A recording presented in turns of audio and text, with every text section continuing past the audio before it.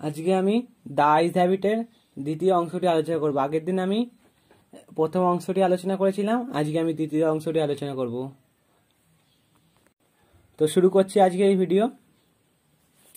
R you going all the way to Dehra? I asked. তুমি কি দেহরা পর্যন্ত যাবে? আমি জিজ্ঞাসা করলাম। I must have been sitting in a dark corner because my voice startled her. আমি নিশ্চিতভাবে একটি অন্ধকার কোণে বসছিলাম। আমার কণ্ঠস্বর তাকে হতচকিত করে দিয়েছিল, চমকে দিয়েছিল। স্টার্টলেড মানে চমকে দেওয়া। She gave a little exclamation and said, I did not know anyone else was here. সে একটু বিস্মিত হয়ে বলল। এক্সক্লেমেশন মানে হচ্ছে বিস্মিত হওয়া। আমি এই শব্দার্থগুলোর পিডিএফ ডেসক্রিপশন বক্সে দিয়ে দিয়েছি, সেই লিঙ্কে প্রেস করে তোমরা এই পিডিএফগুলো পেয়ে যাবে। I did not know anyone else was here. সে একটু বিস্মিত হয়ে বলল, আমি জানতাম না যে এখানে কেউ আছে। Well, it often happens that people with good eyesight fall to see what is right in front of them. হ্যাঁ, এটা স্বাভাবিক। ভালো দৃষ্টিশক্তি সম্পন্ন মানুষ বুঝতে পারে না তার চোখের সামনে কি আছে। They have too much to take in, I suppose. কারণ তাদের এত কিছু দেখার আছে যে তারা হয়তো সেটা লক্ষ্য করে না। whereas people who cannot see have to take in only the essentials. Essentials মানে হচ্ছে উপাদান। whatever registers most tellingly on their remaining senses. কিন্তু যারা দেখতে পায় না তারা শুধু অত্যাবশ্যকটুকুতেই গ্রহণ করে। এসেন্সিয়াল মানে অত্যাবশ্যকটুকুই, উপাদান নয়, অত্যাবশ্যকটুকুই। whatever registers most tellingly on their remaining senses. টেলিংলি হচ্ছে গুরুত্বপূর্ণভাবে। বললাম অত্যাবশ্যকীয় গ্রহণ করে, রেজিস্টারে গ্রহণ করা। তারা যেটা অনুভব করে, সেন্সে মানে অনুভব করা, রিমেইনিং সেন্সেস, তারা সেটা গ্রহণ করে, যারা দেখতে পায় না। পরের পাতে চলে যাচ্ছে। তো শুরু করছি আজকে এই video. Are you going all the way to Dehra? I asked. তুমি কি দেহরা পর্যন্ত যাবে? আমি জিজ্ঞাসা করলাম। I must have been sitting in a dark corner because my voice startled her. আমি নিশ্চিতভাবে একটি অন্ধকার কোণে বসছিলাম। আমার কণ্ঠস্বর তাকে হতচকিত করে দিয়েছিল, চমকে দিয়েছিল। স্টার্টলেড মানে চমকে দেওয়া। She gave a little exclamation and said, I did not know anyone else was here. সে একটু বিস্মিত হয়ে বলল। এক্সক্লেমেশন মানে হচ্ছে বিস্মিত হওয়া। আমি এই শব্দার্থগুলোর পিডিএফ ডেসক্রিপশন বক্সে দিয়ে দিয়েছি, সেই লিঙ্কে প্রেস করে তোমরা এই পিডিএফগুলো পেয়ে যাবে। I did not know anyone else was here. সে একটু বিস্মিত হয়ে বলল, আমি জানতাম না যে এখানে কেউ আছে। Well, it often happens that people with good eyesight fall to see what is right in front of them. হ্যাঁ, এটা স্বাভাবিক। ভালো দৃষ্টিশক্তি সম্পন্ন মানুষ বুঝতে পারে না তার চোখের সামনে কি আছে। They have too much to take in, I suppose. কারণ তাদের এত কিছু দেখার আছে যে তারা হয়তো সেটা লক্ষ্য করে না। whereas people who cannot see have to take in only the essentials. Essentials মানে হচ্ছে উপাদান।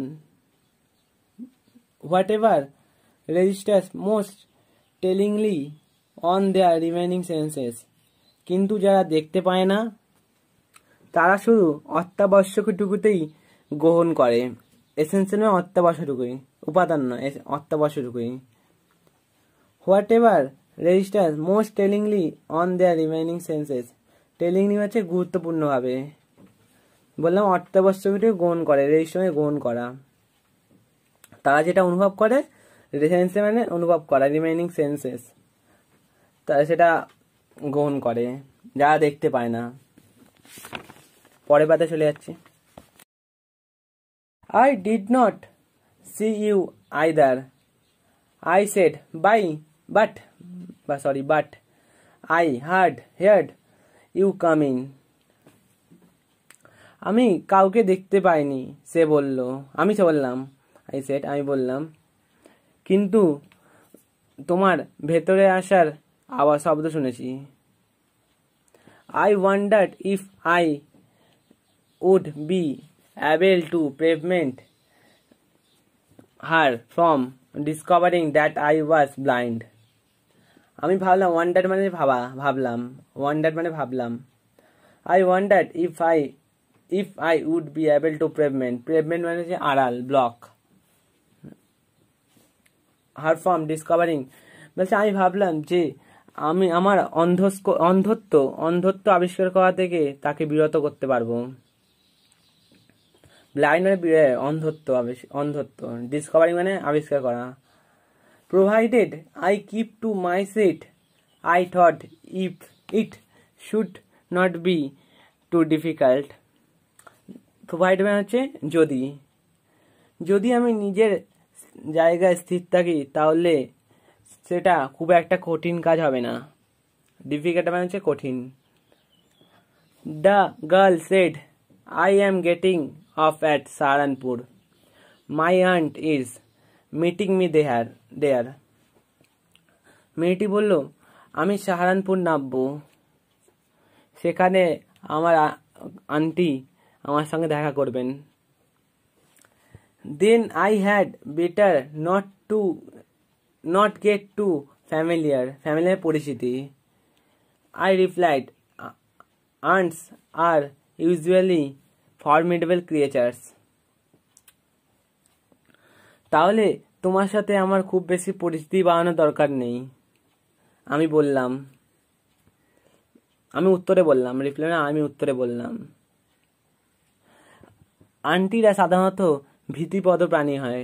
ফরমিডেবল মানে হচ্ছে ভীতিপদ, আর ক্রিয়েচার্স মানে হচ্ছে জানো, প্রাণী। Where are you going? She asked. আপনি কোথায় যাবেন? সে বলল। To Dehra and then to Mussoorie. Oh, how lucky you are. I wish I were going to Mussoorie.